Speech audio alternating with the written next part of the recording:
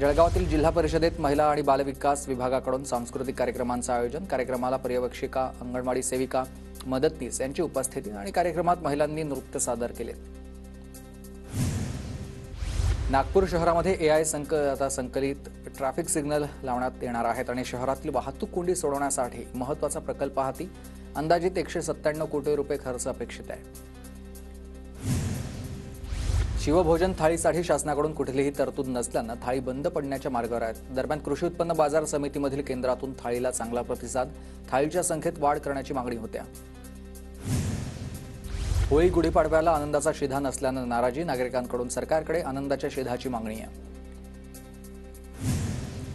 जळगावातील धाराशिव, छत्रपती संभाजीनगर आणि चाळीसगावच्या रेल्वे मार्गाला मंजुरी। रेल्वे मार्गासाठी 2,32,00,000चा निधी मंजूर।